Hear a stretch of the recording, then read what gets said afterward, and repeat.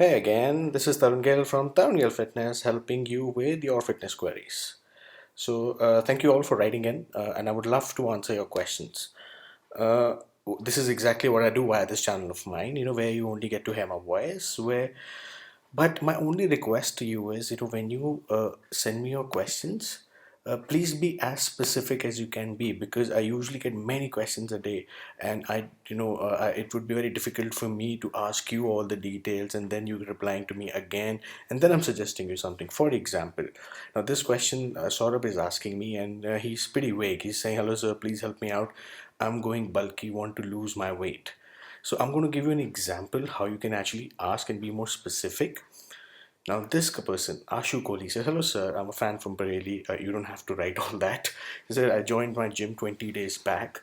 I'm a student with height 169 centimeter and weight 71 kg. And though I perform all my exercises with all my heart, but I wanted to ask, what more can I do to get a fit belly, which is abs? Currently, my exercise in the gym for abs include crunches and leg raise. But still, I don't see any difference, and people are taunting me with cheap comments all the time. Kindly suggest me some more ways to get abs. Thank you for giving your precious time to read this message, whatever." So this is the way which can actually save a lot of time for me, and also the chances of me getting back to you are a lot higher on this because it kind of presents the question right there in my face, and this is exactly how I'm going to answer this question. So Ashu, thank you for writing in. I've done a lot of videos on how to get abs, but again, since you've written it to me and you want you're expecting an answer from my side, so I'm going to nail it down in it with my 4 to 5 points, which can come in handy to you. So here we go. So number one, this is something I've said this. I may sound like a broken record, but abs are made in the kitchen, not in the gym. So you can't be doing so many things in the gym. You can train for 4 hours, 5 hours, 6 hours, it doesn't matter. If your diet is not clean, you're not going to get those abs. So, having said that, let me give you 5 quick tips which will help you get those abs. Number one, you told me that you do crunches. So first of all, you got to stop doing crunches. You don't need to do crunches because the reason why you don't get to see your abs is because there's a fat layer of fat which is covering them. So you doing crunches will not be of any help. So my humble request to you with folded hands and to your trainers telling you to do crunches is to tell them, please, I'm not going to do crunches because this is not the way to get those abs out, especially when you have layer of fat covering them.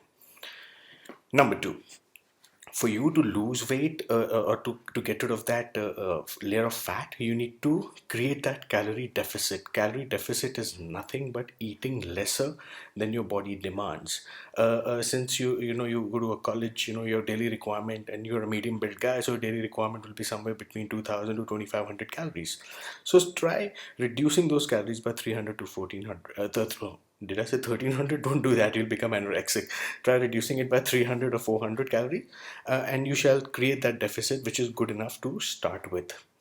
Number three, you got to lift heavy weights. If you think that by doing sissy, higher repetition, because that's the kind of trend, that's what people tell you, people in the gym everywhere, that oh, for you to get abs, for you to minimize body fat, you got to do more repetition. I see people doing 10 repetition, 50 repetition.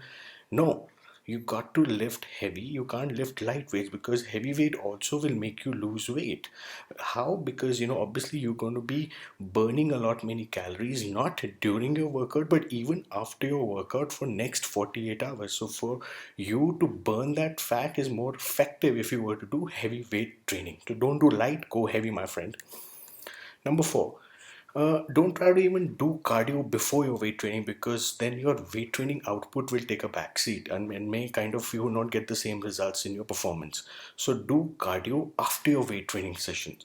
And when I say cardio, I don't mean you running endlessly, meaninglessly for hours there.